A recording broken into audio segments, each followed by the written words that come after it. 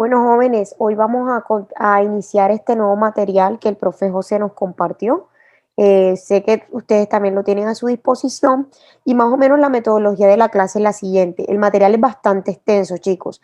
Entonces, la idea es contextualizar alguna parte temática, responder preguntas relacionadas con ello y seguir avanzando en la temática. Les voy a dejar también unas hojitas, unas páginas de lectura para que vayamos avanzando y también pues el profe pidió que colocáramos unas preguntas para que ustedes tuvieran a lo largo de la semana tiempo para resolverlas. Esas preguntas las asigno el día lunes, sea por un Google Form. Yo le aviso entonces al profe José por qué herramienta realicé las preguntas para que se las comparta, ¿vale? Entonces, vamos a iniciar. Hoy vamos a trabajar, recordemos que en ciencias naturales, específicamente en la asignatura de biología, tenemos tres componentes: el componente celular, el componente organísmico y el componente ecosistémico. Hoy vamos a arrancar con el componente celular y dentro de este componente, ¿qué estructuras vamos a manejar? Vamos a trabajar toda la parte estructural, lo que es clasificación taxonómica, que es básicamente la primera parte, características de los dominios bacteria, arquea y eucaria. Ya vamos a ver al interior celular los tipos de organelas y la función que tiene cada organela, mecanismos de transporte a través de la membrana, entonces ahí tenemos el transporte activo y pasivo, el ciclo celular con mitosis y meiosis, y por último vamos a trabajar lo que son las biomoléculas como base de la vida, entonces ahí tenemos los ácidos nucleicos, proteínas, lípidos y carbohidratos. Ojo chicos, hoy no vamos a abarcar todo eso, hoy vamos a trabajar la primera parte, ¿ok? Entonces vamos a iniciar con la clasificación taxonómica. Entonces ya sabemos que todos provenimos de un ancestro común y derivamos en tres grandes dominios. Tenemos el dominio eubacteria, que son organismos unicelulares, es decir, tienen una solita célula. Ahí tenemos los procariotas y son de gran importancia ambiental, industrial y clínica. ¿Por qué? Recordemos que dentro de las eubacterias tenemos bacterias que obviamente son importantes, por ejemplo, para la fijación del nitrógeno, del fósforo, ¿cierto? Un recurso o un nutriente fundamental para los procesos que realizan las plantas. A nivel industrial, tenemos las levaduras, el caso de hongos, el caso de las levaduras, importante para los procesos de fabricación, por ejemplo, de bebidas alcohólicas, ¿cierto? Pero también tenemos bacterias que se utilizan para procesos de fermentación y producción de bebidas alcohólicas como vino. Y a nivel clínico, no es ningún secreto que también se utilizan cepas bacterianas para realizar medicamentos, ¿cierto? En el caso de los antibióticos. Tenemos el dominio arquea, que ya aquí entonces se deriva arquea y eucaria. Dentro de las arqueas tenemos también algunos microorganismos ya un poco más evolucionados, y en las eucarias pues tenemos los reinos, por decirlo así, más importantes. Entonces ahí tenemos plantas, animales, hongos, algas y protistas. Aquí podemos encontrar seres vivos que son unicelulares y pluricelulares. Vamos a enfocarnos hoy en los procariotas. Entonces, los procariotas, aquí yo quiero que ustedes observen esta primera imagen donde me está hablando de gram positivo. Miren, cuando hablamos de los procariotas, son esos organismos que presentan una pared celular. Y esa pared celular lo que va a hacer es que les va a permitir, primero les da forma, les brinda protección, ¿cierto? Y también facilita el intercambio entre las sustancias que están en el medio para que ingresen a la célula y expulsar las sustancias de desecho. Ahora, dentro del dominio, dentro de los procariotas, clasificamos las bacterias en gram positivas y gram negativas. Cuando hablamos de gram positivas y gram negativas, hace referencia a que las bacterias gram positivas se caracterizan porque no tienen una membrana externa y la pared celular se compone simplemente de peptidoglucano. Los peptidoglucanos son unas estructuras que están conformadas por péptidos. Cada vez que ustedes escuchen la parte, esa palabrita péptidos, es la unión de varios aminoácidos. ¿Listo? Los péptidos es la unión de varios aminoácidos. Y cuando ustedes escuchen glicano o glucano, hace referencia a carbohidratos. ¿Listo?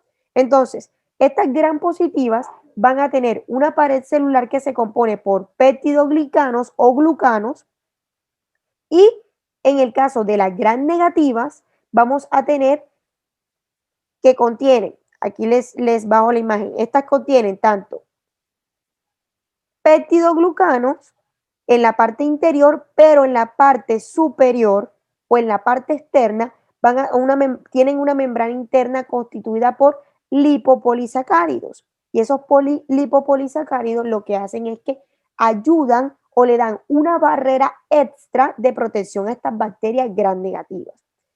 Profe, ¿cómo sé yo que una bacteria es gram positiva o gram negativa? Cuando hablamos para saber si una bacteria es gram positiva o gram negativa o cualquier microorganismo, vamos a realizar un proceso que se llama tinción de gram. La tinción de gram es un experimento muy sencillo que se realiza en laboratorio donde se emplea un colorante que se llama cristal violeta. Ese cristal violeta, ¿cierto?, va a teñir a las bacterias de color violeta si son gram negativas y las va a teñir de color violeta o rojizo si son gram negativas. Si no se tiñe la pared celular de la bacteria, entonces estamos hablando de bacterias gram positivas. ¿Para qué nos sirve esta tinción gram? Simplemente para identificar cuáles son gram negativas y cuáles son gram positivas. ¿Listo? Chicos, ¿preguntas hasta aquí?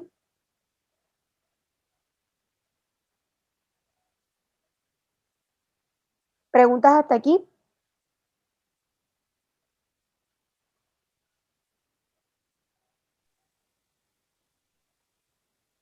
Jóvenes. No, A ver señora. aquí. Ok, No, listo. profe, todo claro. Ok.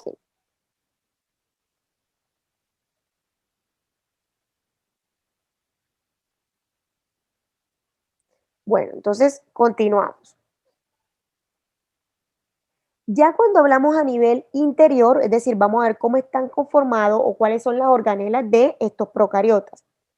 Su organela principal o externa, por decirlo así, es la membrana celular. ¿Y cuál es la función de la membrana, chicos? La membrana celular actúa como si fuera un vigilante. Por ejemplo, en un centro comercial, en la entrada del centro comercial tenemos un vigilante, ¿cierto? Y es el que permite el ingreso y la salida de personas, en el caso del vigilante. Nuestra membrana celular en cualquier célula nos va a permitir determinar cuáles son las sustancias que entran y cuáles son las sustancias que van a salir. ¿Listo? Continuamos con el citoplasma. El citoplasma es ese medio en donde van a estar inmersos todas las organelas celulares. Imaginémonos una piscina olímpica. Esa piscina hace referencia a la célula. El agua que esté dentro de esa piscina vendría siendo el citoplasma de la célula. Y si usted en la piscina sumerge un balón, sumerge unas gafas para nadar, sumerge una persona, ese balón, esas gafas y esa persona harían parte de las organelas celulares de esa célula, valga la redundancia. ¿Listo? El nucleoide es esa región o esa parte de la célula que va a contener todo el material genético, el ADN específicamente. Tenemos los plásmidos, que son fracciones o fragmentos de ADN, y en el caso de los procariotas tienen forma circular, es decir, que las células procariotas no simplemente van a tener el ADN que contienen en el nucleoide, sino que también tienen plásmidos, que son fragmentos de ADN con los cuales pueden hacer conjugación genética con el plásmido de otra bacteria. Es decir, si yo tengo una bacteria 1 con una bacteria 2, yo puedo, mediante plásmidos, realizar una conjugación genética entre esas dos bacterias. Es decir, por ejemplo, si la bacteria 1 desarrolló una fortaleza para un antibiótico o una protección para un antibiótico X, esa información genética que le permitió establecer esa protección para ese antibiótico X, se lo puede transferir a una bacteria número 2 mediante plásmidos. ¿Listo? Y los ribosomas, que ya sabemos que son las organelas que se encargan de sintetizar o producir las proteínas. Por su parte, los flagelos son esa estructura que va a tener, podemos tener flagelos o pili. Los pilis también son como unos pelitos. Los flagelos son un poco más largos. Los flagelos, la función principal es brindarle movilidad a la célula. El citoesqueleto son filamentos de proteína que ayudan a que la célula tenga forma, tenga una estructura definida. Y las fimbrias y pili, que le estaba hablando, que le mencioné ahorita que hablé de los flagelos, son estructuras que se encargan del proceso de conjugación genética. Es decir, que a través de las fimbrias y pilis, las bacterias se pueden mantener o ponerse en contacto unas con otras para pasar esa información genética que se encuentra en los plásmidos, que recordemos que son fragmentos de ADN. ¿Listo? ¿Preguntas? Por aquí reviso el chat.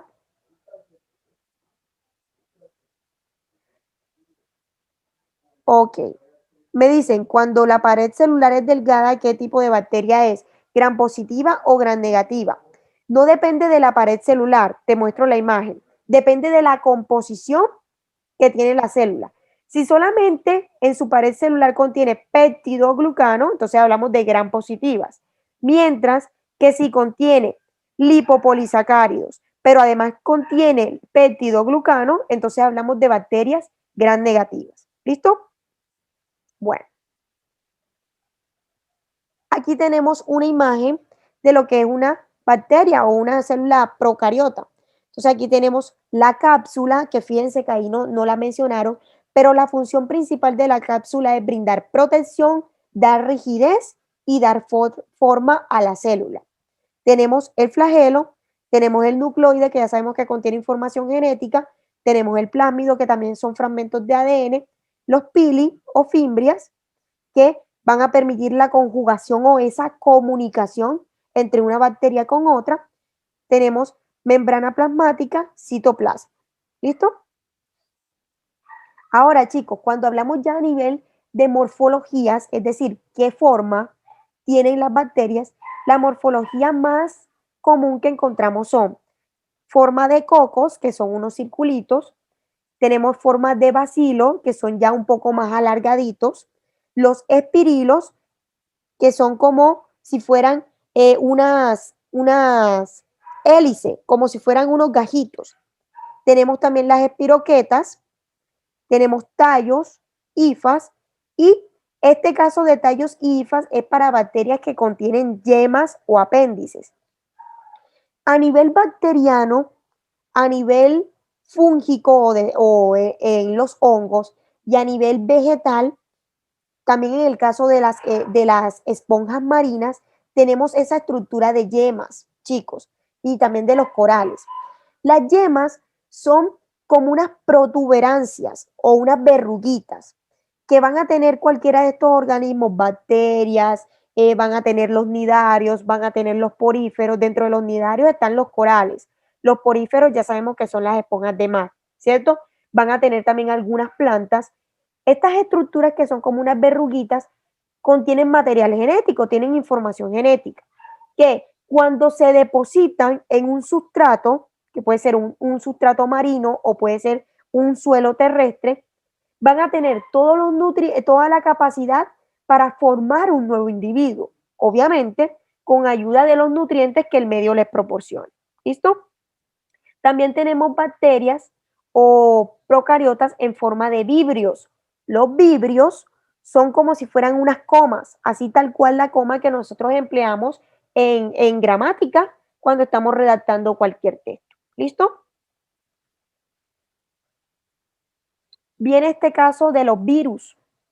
Entonces, allí tenemos una controversia respecto a los virus. Entonces nos dicen, primero vamos a definir lo que es hospedero, huésped y hospedador. Hace referencia al organismo que dentro de su ser alberga otro organismo. Es decir, se refiere a un organismo que alberga a otro en su interior o sobre sí, dependiendo de la relación que exista entre ambos. En el caso, siempre que yo tengo un virus dentro de una relación ecológica, el virus, la relación que va a mantener con ese hospedero va a ser parasitaria. Es decir, el virus siempre va a utilizar al hospedero para sobrevivir él. Y la otra palabra es vector. El vector ya lo habíamos tocado, habíamos tocado esa palabrita cuando tratamos la pregunta de los mosquitos, los monos y las lagartijas que transmitían la leishmaniasis.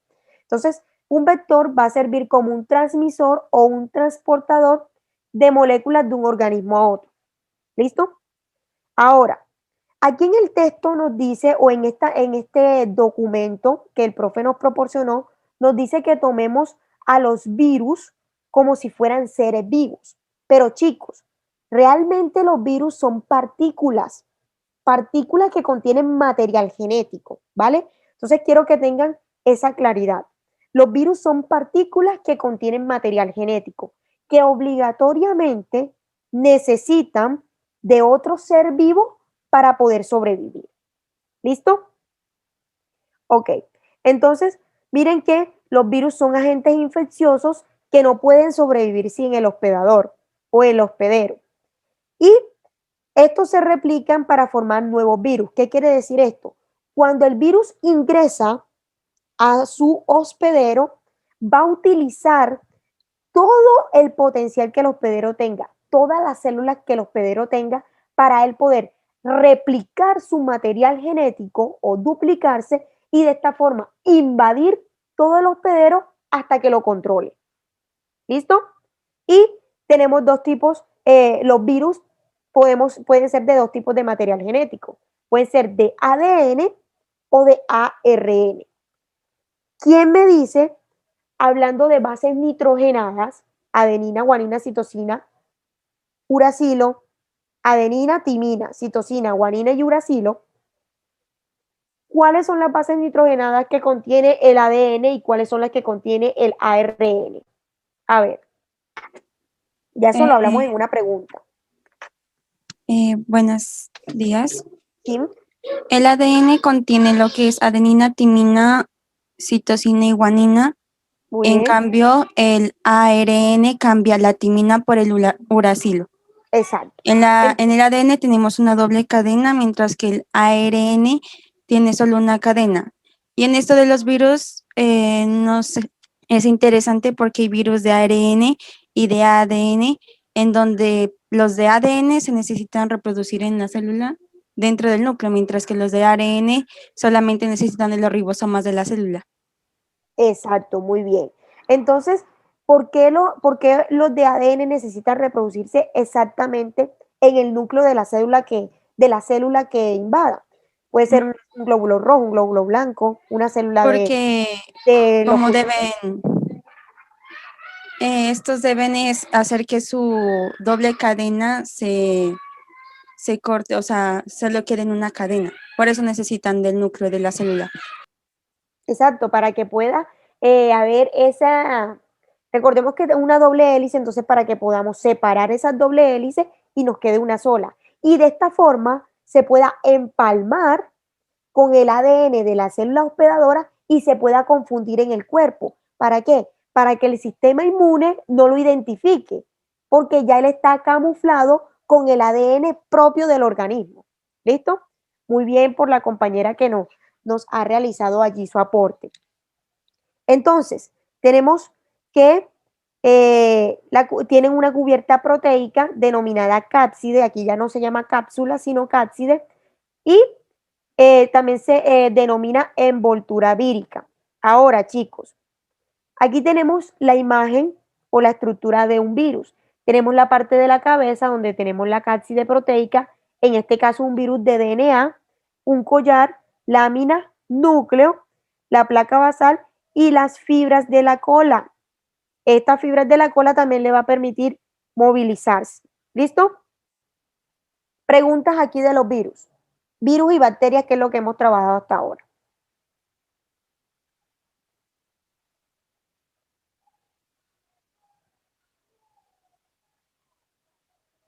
Profe, en el chat están dejando algunas preguntas. Ok. Aquí me dicen que es el DNA. El DNA es el mismo ADN, solo que cuando utilizas DNA es la sigla en inglés. DNA es la sigla en inglés. RNA es la sigla de ARN, pero en inglés. ¿Listo? Aquí me dicen el cowarias es hospedador. Coronavirus. Que si el coronavirus es el hospedador, no. El coronavirus es el virus. El hospedador en este caso somos nosotros, los seres humanos. ¿Listo? Bueno, entonces ya estamos finalizando la parte teórica para dar respuesta a las preguntitas que están aquí en el texto relacionadas con esta temática. Bueno, las células eucariotas son un poco más complejas, más evolucionadas y van a tener estructuras específicas para cada función. Entonces, ¿qué organismos tienen células eucariotas? Animales, vegetales, hongos, protistas y algas. Organelas de las células eucariotas. Núcleo, que ya sabemos que contiene el material genético. El nucleolo está inmerso en el núcleo y es el que se encarga de fabricar el ARN o el ácido ribonucleico, que se encuentra en los ribosomas. Ribosomas es la organela que está en el citoplasma y es la que se encuentra de sintetizar las proteínas. El retículo endoplasmático, entonces aquí tenemos el rugoso y el liso. El rugoso es el que contiene ribosomas. ¿Listo? Y el liso no contiene ribosomas. Así de sencillito lo podemos identificar. El aparato de Golgi es el que se encarga de revisar o de verificar que todas las proteínas, todo lo que va a salir de la célula esté en perfecto estado. Es como si fuera un evaluador final. ¿Listo? Entonces, son unos sacos membranosos que se encarga de revisar y de verificar que todo esté funcionando correctamente antes de que pueda salir de la célula. Se encarga ya del empaquetado final. ¿Listo? Entonces, revisa que la proteína esté correcta. Si está correcta, la envía o la dirige al sitio donde va a cumplir su función. Si la proteína tiene alguna falla, entonces inmediatamente la descarta. La envía a los lisosomas para que sea digerida, para que sea degradada. Los peroxisomas son organelas que se encargan de los procesos de las reacciones de oxidación. ¿Listo? Los gliosisomas son peroxisomas, pero ya un poco más específicos de los vegetales y se encargan de los productos del proceso de fotosíntesis, tales como la glucosa, que es uno de los productos del proceso de fotosíntesis. Los lisosomas almacenan, reciclan y procesan los desechos que ya la célula no utiliza. Las vacuolas las encontramos ya específicamente en las células vegetales y son como unas bolsas grandes que se encargan de almacenar agua, pero también almacenan sustancias de desecho. Mitocondrias las vamos a encontrar en todas las células eucariotas. Entonces allí es donde se va a llevar a cabo todo el proceso de obtención de energía. Es decir, las mitocondrias son ese lugar donde o es esa planta energética de la célula. ¿Listo? Perdón, una pregunta. ¿Sí? ¿Quiénes procesaban los desechos? En las vacuolas se almacenan los desechos y agua también. ¿Listo? Cloroplastos. Sí. Cuéntame. En las mitocondrias el ATP se realiza por medio de la respiración celular. Sí, el ciclo de Krebs. Ciclo de Krebs y ciclo de Calvin. Cuando hablamos pues a nivel de la fotosíntesis en fase oscura, sí hablamos ciclo de Calvin, ¿listo? Pero la respiración celular en el ciclo de Krebs. Y se lleva a cabo en la mitocondria. Por ello, esta organela es el lugar donde se produce toda la energía que la célula necesita. Otra organela son los cloroplastos que están ya específicamente en vegetales y en algunas algas fotosintéticas. Entonces recordemos que los cloroplastos son esa estructura que va a captar los fotones de luz para el proceso de fotosíntesis. Y el citoesqueleto, que son unas estructuras como unos túbulos que le van a dar forma a la célula. ¿Listo? Por aquí tenemos una imagen de una célula animal, eucariota animal, con todas sus organelas celulares, y por acá tenemos una imagen, perdón, la primera es vegetal y la segunda es animal. Miren que en esta, ¿cómo la identificamos fácilmente? porque presenta pared celular. Si tiene pared celular, es eucariota vegetal. Si no tiene pared celular, es una célula eucariota animal, como la que está aquí en esta imagen. Chicos, de esta forma finalizo la parte teórica y nos vamos a ir a las preguntas. ¿Dudas o inquietudes?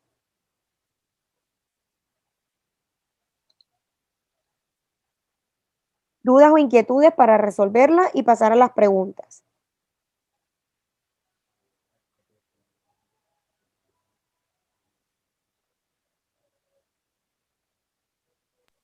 No, profe, muy claro. Bueno, entonces nos vamos para la página 33 con la pregunta número 1. Entonces déjenme y avanzo por acá.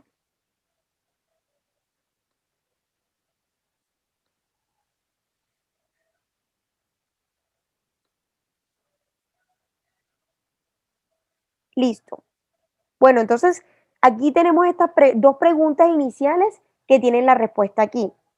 Vamos a aclararla y continuamos entonces con las preguntas que no tienen la respuesta allí. Aquí me dicen, profe, ¿en dónde puedo encontrar esta diapositiva? Este es un documento que el profe José me compartió y tengo entendido que ustedes lo tienen en un material. De todas formas, si alguien no lo tiene, ya coloco mi número de WhatsApp para que me escriban para dárselo. Listo. Y me preguntan, profe, ¿eucariotas son animal y procariotas son vegetal? No.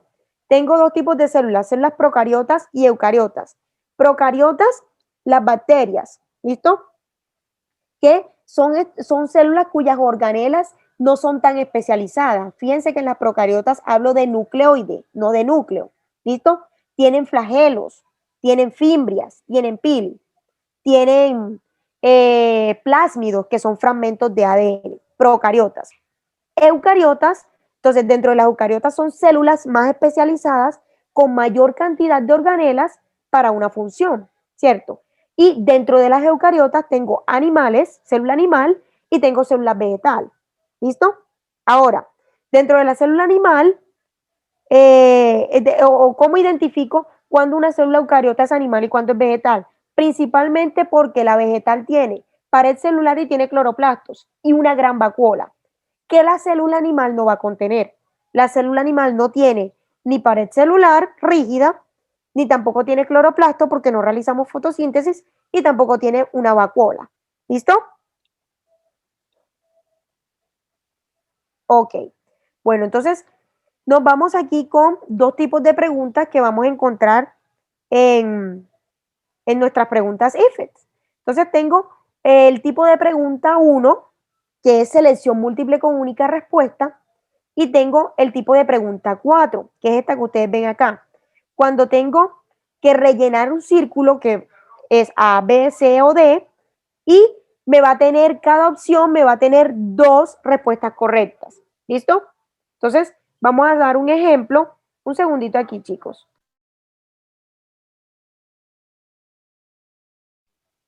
Entonces, las preguntas tipo 1, que son selección múltiple con única respuesta, tenemos esta primera preguntita. Dice, la levadura Saccharomyces cerevisiae es un hongo unicelular que se utiliza mucho en la industria de alimentos y licores por su capacidad fermentativa. Teniendo en cuenta sus características, se puede clasificar en el dominio. Entonces, de acuerdo a esto que está aquí, que es una bacteria es un hongo unicelular con capacidad fermentativa, ¿dentro de qué dominio lo puedo clasificar? Eubacteria, arqueobacteria, eucariota o vegetal.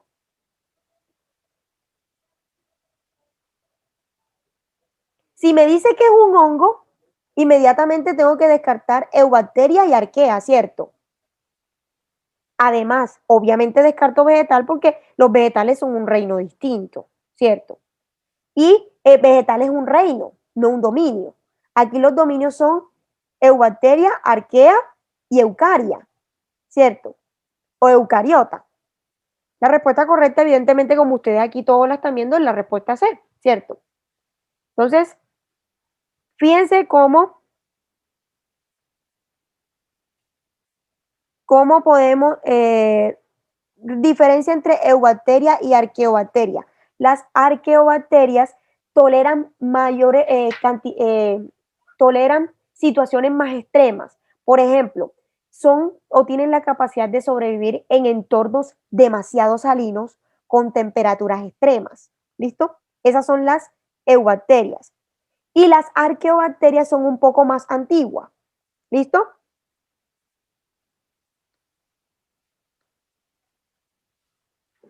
Arqueobacterias fueron primero y las eubacterias avanzaron, ¿cierto? Tienen un poco más, son un poco más desarrolladas.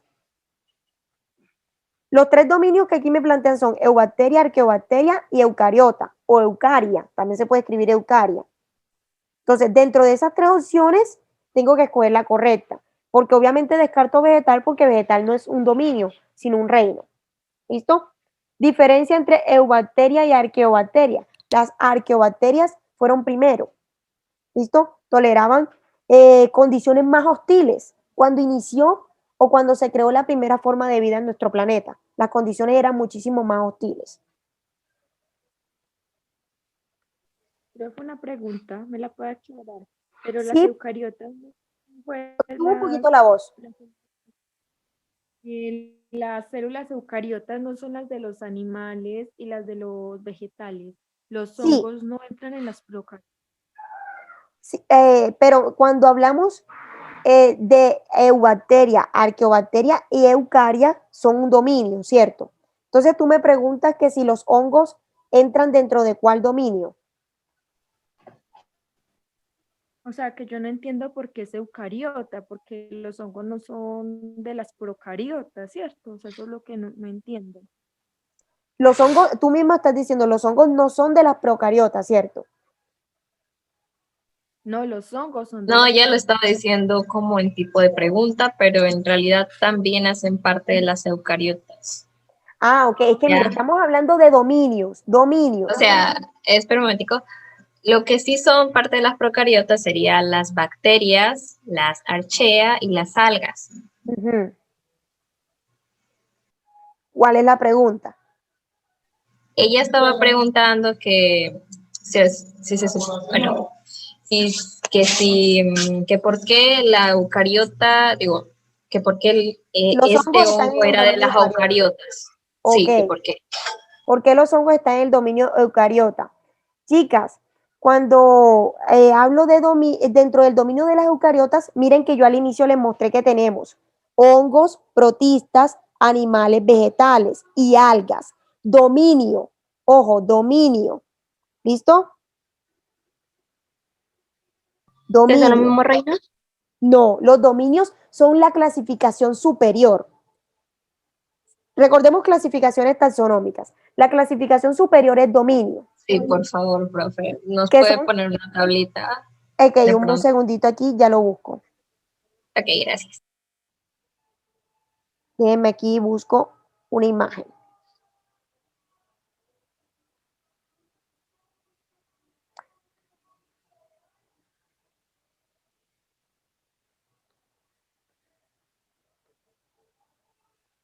Ok.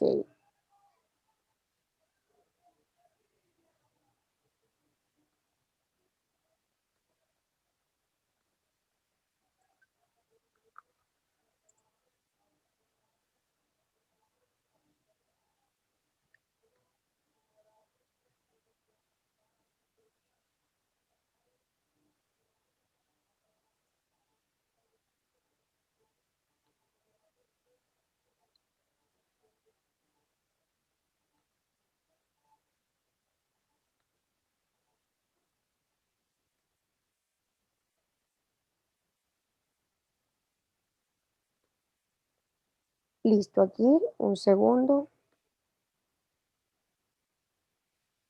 Ya les comparto.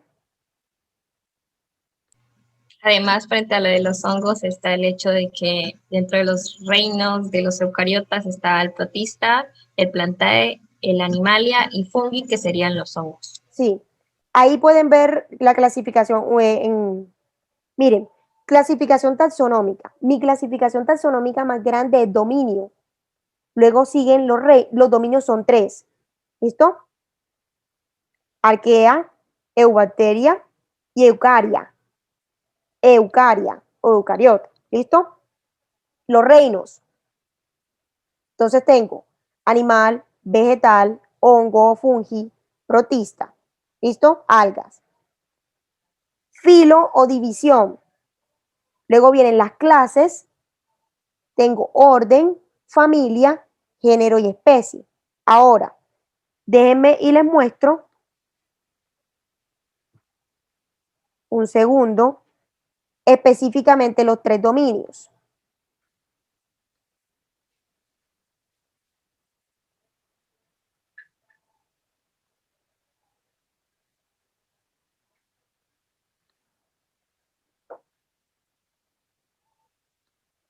¿Me confirman si están viendo?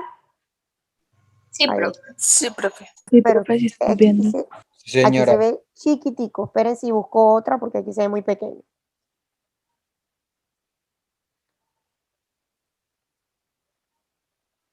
Vamos a ver si este lo deja ver más grande.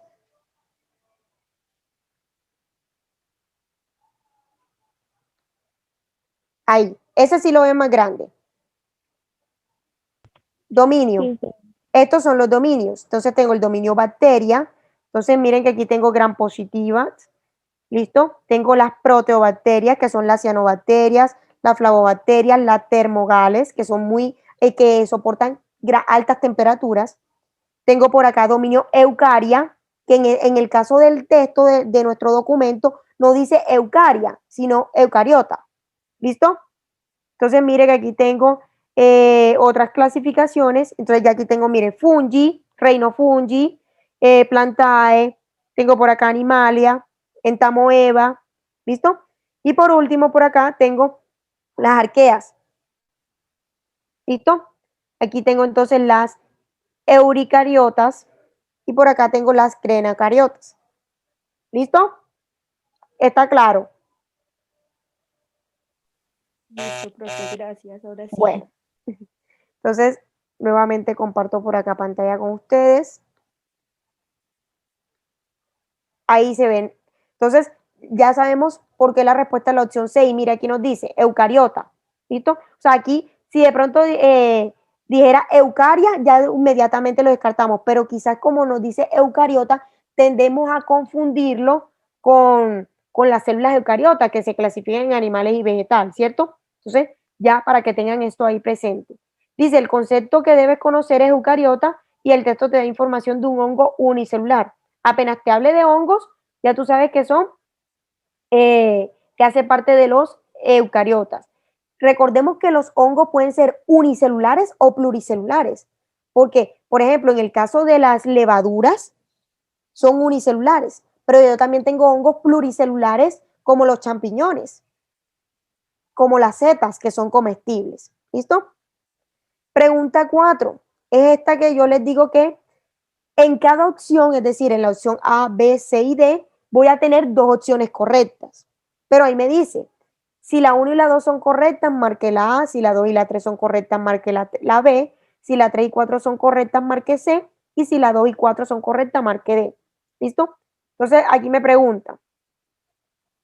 Las vacuolas son organelas celulares que tienen funciones como ayudar a la digestión en la amoeba, proporcionarle presión de turgencia como soporte a algunas células fotosintéticas y expulsar el agua que está en exceso en organismos como el Paramecium.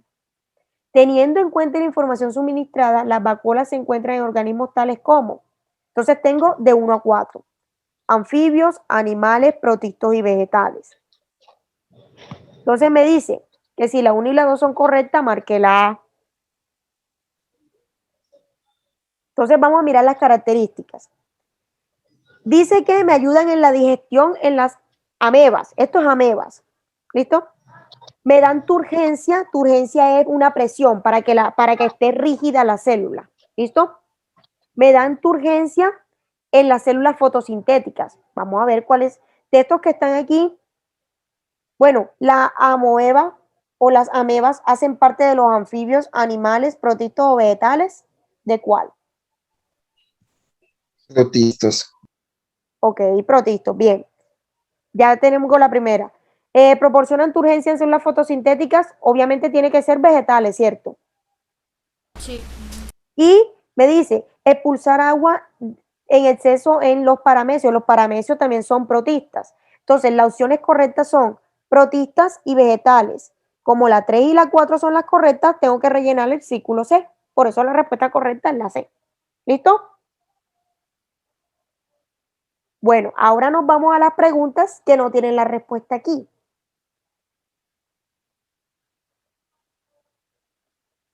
Bueno, me voy con la primera. ¿Quién me ayuda? Dice, responde de la 1 a la 3. ¿Quién me ayuda, por favor? La euglena. Un segundito, aquí me dicen, C, ya que anfibios y animales en sus células no tienen vacuola. Exacto, correcto. Y me preguntan, ¿qué es motilidad? Motilidad hace referencia al movimiento. ¿Listo? Porfa, la compañera que iba a leer, adelante.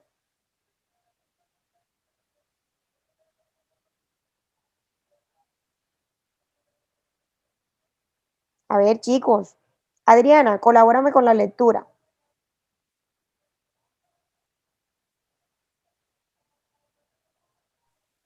La euglena es un protista acuático de vida libre que posee motilidad. Son muy interesantes porque su organismo está diseñado tanto para generar su propio alimento mediante fotosíntesis como para consumir materia orgánica. 1. La movilidad en la euglena implica que necesita producir suficiente energía para transformarla en movimiento. La organela que le aporta dicha energía es Muy bien. Núcleo, flagelo, mitocondria o aparato de Golgi. Ya repasamos cuál es la función de cada una de esas organelas. ¿Cuál es la respuesta correcta? La C, profe. Muy bien, la C. Mitocondria. Las mitocondrias. Perfecto, facilito, ¿cierto? Nos vamos con la segunda. A ver, ¿quién lee la segunda?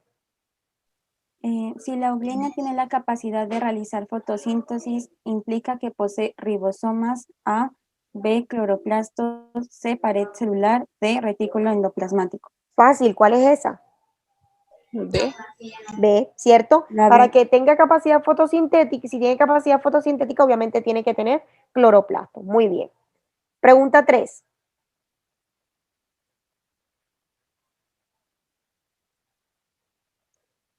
Jaylin, pregunta 3, porfa. Cuando el protista se alimenta por fagocitos o pinocitosis utilizando su metabolismo heterótrofo, el alimento A. Ingresa a los cloroplastos para que le aporten energía solar suficiente y puedan realizar la fotosíntesis.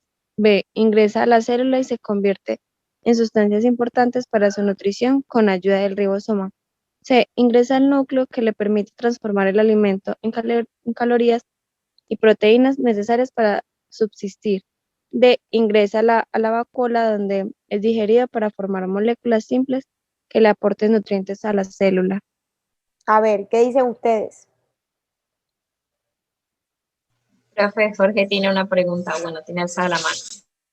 Cuénteme. Adelante.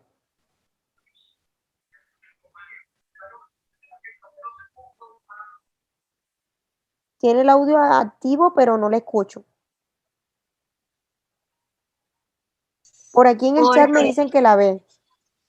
Jorge, adelante con tu pregunta.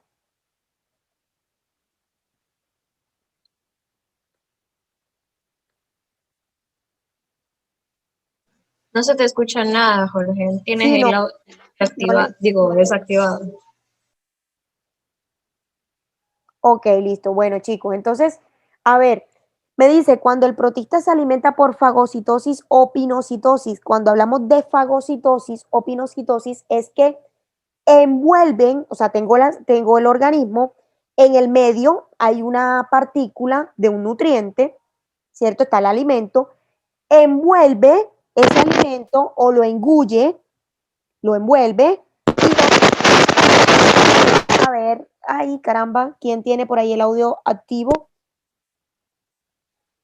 Entonces, fagocitosis y pinocitosis. Envuelve el alimento y lo incorpora a su interior. ¿Listo? Entonces me dice, cuando el protista se alimenta por fagocitosis o pinocitosis utilizando metabolismo heterótrofo, el alimento. Por acá me decían la B. Dice la opción A, ingresa a los cloroplastos para que aporten energía solar suficiente y poder realizar la fotosíntesis. Descartada, ¿cierto? Porque ahí me está hablando de que está utilizando su metabolismo heterótrofo. Y si utiliza el metabolismo heterótrofo, los cloroplastos no intervienen en lo absoluto. La descarto. Opción B, ingresa a la célula y se convierte en sustancias importantes para su nutrición con ayuda del ribosoma. ¿Será que el ribosoma, dígame?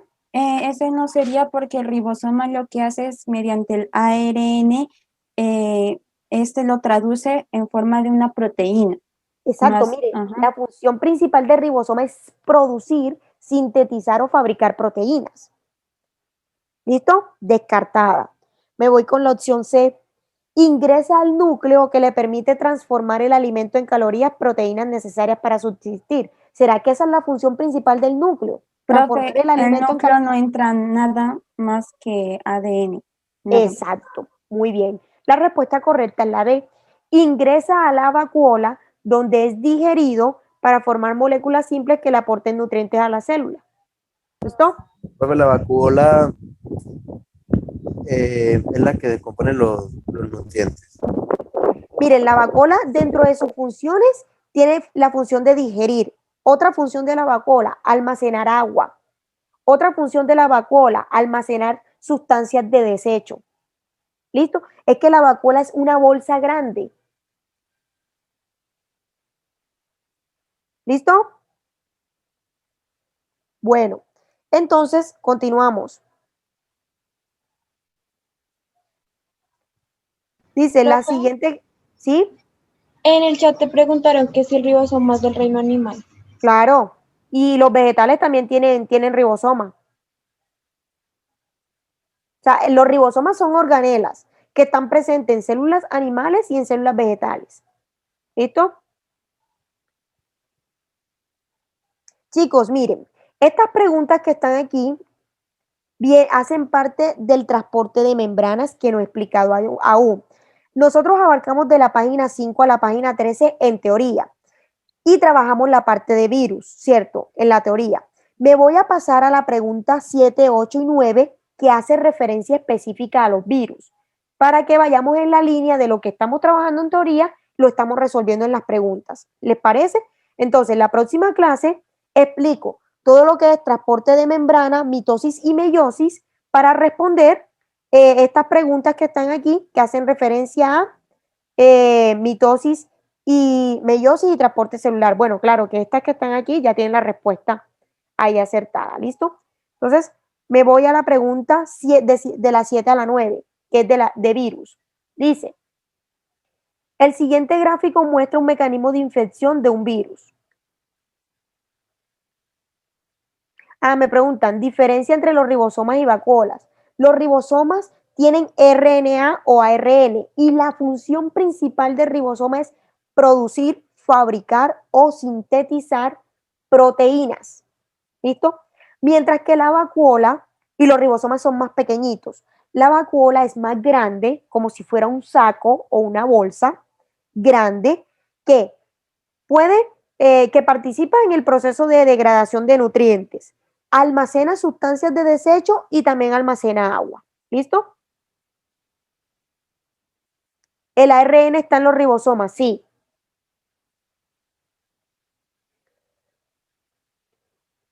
Bueno, miren, los ribosomas producen proteínas, ¿cierto? Recordemos que la producción de proteínas se da después de que el ADN se duplica, después de que el ADN ha sufrido varias etapas. Duplicación, traducción y transcripción. La transcripción es el paso de ADN a ARN para poder producir proteínas. ¿Listo? No se preocupen que aquí en el texto vamos a abarcar esas 3 etapas con detalle y vamos a trabajar preguntas específicas de esa temática. ¿Listo? Los ribosomas son una organela de la célula. Claro que sí. ¿Listo? Ribosomas son organelas de la célula, así como el núcleo, así como la mitocondria, así como el aparato de Golgi. Los ribosomas son organelas de las células. Bueno, chicos, vamos a dar respuesta a esta de virus. Entonces, tengo aquí una capa de lipopolisacáridos, membrana externa, tengo peptidoglucano y tengo una membrana citoplasmática, ¿ok? Y tengo aquí un virus, etapa A, B, C y D. Es decir, el virus llega, va llegando, se aproxima, se une y se incorpora. Me preguntan, ¿cómo muestra el gráfico según el hospedero, perdón, el virus se puede clasificar dentro de los... Me regreso aquí al gráfico para que puedan verlo mejor. Miren, de lo que vimos hoy, ¿qué organismos tienen esta estructura? Una capa de lipopolisacáridos, una capa de peptidoglucano y tienen membrana citoplasmática. Gran menos. Gran negativo. Bacterias, ¿cierto? Que pueden ser gran positivas o gran negativas, pero específicamente, ¿cuáles son estas? ¿Positivas o negativas? ¿Gran positiva o gran negativa? Negativas. Ok, perfecto. Entonces me dice, como muestra el gráfico, según el hospedero, el virus puede clasificarse dentro de los fitovirus porque afecta la célula vegetal. Ya sabemos que no es una célula vegetal. Zoovirus porque afecta una célula animal. Ya sabemos que no es animal. Un bacteriófago porque infecta una célula bacteriana. Esa es la respuesta correcta, ¿cierto? Porque efectivamente esto es una gran negativa. Muy bien, chicos. Vamos con la siguiente pregunta. Las bacterias gran positivas y gran negativas no se distinguen tampoco por ser procariotas o cariotas. Se te escucha ahí un pitico y te entendí que si las bacterias gran positiva y gran negativa no se distinguen por Eucariotas o procariotas. procariotas. O eucariotas. Procariotas, son procariotas, mi amor. Listo. ¿Listo? Bueno, 8. Lo que seguiría después de la etapa D sería etapa D, esta. Miren, ya está anclada aquí a la superficie. Lo que seguiría la etapa D sería, el virus ingresa al núcleo de la célula y se recombina con los genes de la célula hospedera para formar un solo gen. B. Falso. Falso, ¿cierto? B. El virus ingresaría al núcleo de la célula y allí comienza la traducción de proteínas gracias a los ribosomas. Los ribosomas están en el núcleo. Falso, ¿cierto? C. La información genética del virus es reconocida por la célula hospedera y la célula vuelve a liberarla al medio en el que está. Eso no es lo que me muestra aquí, ¿cierto? La etapa D. Y la opción D, que es la correcta, te dice, la información genética del virus se camufla en la célula hospedera y comienza a replicarse utilizando la maquinaria celular. Esa es la respuesta correcta, chicos. ¿Listo? Y nos vamos con la última pregunta de hoy. El polímero peptidoglucano contiene, si es péptido, contiene ¿qué? Aminoácidos. Y glucano, Carbohidratos. carbohidratos. La respuesta correcta es la A. Chicos, tarea. Tarea, chicos. Vamos a realizar la lectura de la página 14 a la página 21. ¿Listo? ¿Listo, chicos? Profe, ¿puedo volver a Dígame. repetir por la pregunta, era la pregunta 6, en la que decía que qué tipo, cuando el virus era hospedador, que era lo que afectaba, que no entendí bien. Que de acuerdo a las características que teníamos allí de la pared donde se anclaba el virus, que si era bacteriófago, que si era un virus bacteriófago, si afectaba animal, zoovirus, si era fitovirus, si afectaba a los vegetales. La respuesta correcta allí era la C, bacteriófago, porque afectaba a una bacteria de acuerdo a las características que teníamos. ¿Listo? Porque mira que teníamos peptidoglicano en la pared. ¿Listo? Chicos, tarea, anoten, porfa. Lectura de las páginas de la 14 a la 21. ¿Listo?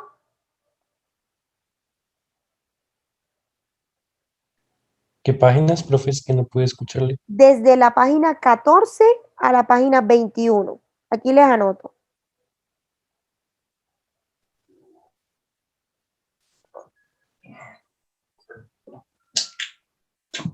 ¿Listo? Vamos a leer desde la página 14 a la 21.